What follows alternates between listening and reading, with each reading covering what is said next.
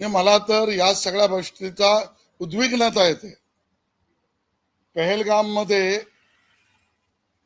त्या लोकांनी धर्म विचारून हिंदूंना गोळ्या मारल्या.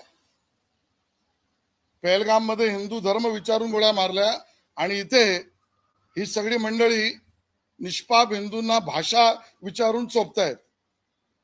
दोन्ही गोष्टी उद्विग्नता करणार आहेत.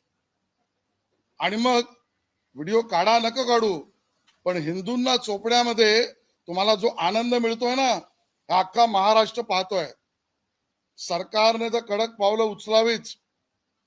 आम्ही सत्ताधारी पक्ष आहोत, मोठा पक्ष आहोत, मोठा भाऊ आहोत, मोठी जबाबदारी आहे.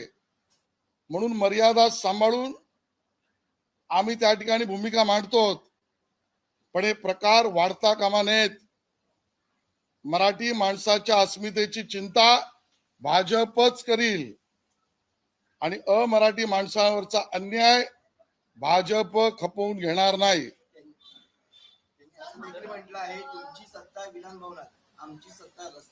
मग रस्त्यावर गोट्या खेळा.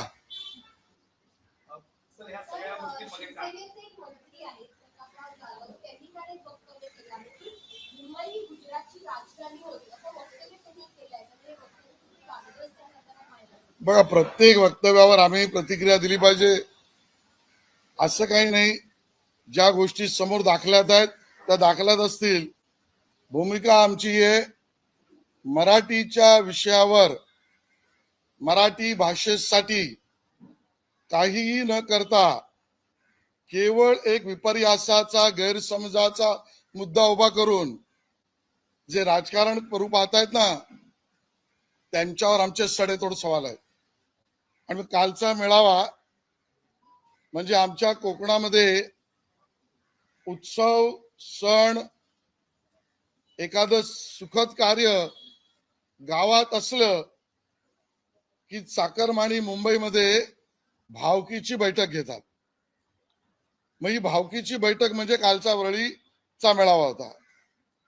आणि मग मोठा भाऊ सगळ्या भावकीला एकत्र करतो की आपापसातलं विघ्न सोडूया आणि येणारा उत्सव सण निर्विघ्नपणे पार पाडण्याचा प्रयत्न करूया. असाच प्रयत्न काल भावकीचा खेळ आम्ही पाहिला. आणि ज्यावेळेला भावकीची बैठक होते काही अनाहूत पाहुणे येतातच. तर काल बारामतीवरनं कोणी कळव्यावरनं आले होते. हे सगळे अनाहूत पाहुणे होते. आणि म्हणून या भावकीच्या खेळाचा पूर्ण रंग आणि रूप भाजपला माहिती आहे. घाबरलेल्या मनस्थितीत पुन्हा सांगतो आणि आज तुम्हा पत्रकारांना विनंती आहे, हे वाक्य आज लिहा. नोव्हेंबर डिसेंबर जेव्हा निवडणुका होतील परत भेटू, त्यावेळेला ईव्हीएम ओरडू नका. हे पराभवाच्या मानसिकतेमध्ये, काळोखात घाबरलेल्या मनस्थितीत जशी माणसं एकमेकाला चाचपडत हात पकडत चालतात, ते त्यांचं चालणं नसतं, ते त्यांचं भीतीला घाबरणं असतं. आणि म्हणून ती भीती, याचा खेळ भावकीचा कालचा होता. ही पण गोष्ट स्पष्ट करतोय की सन्माननीय राज ठाकरे यांनी अमित शाह यांचा केलेला उल्लेख म्हणजे अमित शाह यांच्याबद्दल असलेली भीतीच त्यांच्या तोंडून आलेली आहे. एवढं इंग्रजीला बोलल्यावर राज ठाकरे यांना पोटशोड उठण्याचं कारण काय? काय अमित शाह मराठी हिंदी कुठल्या विषयात बोलले होते का? नाही.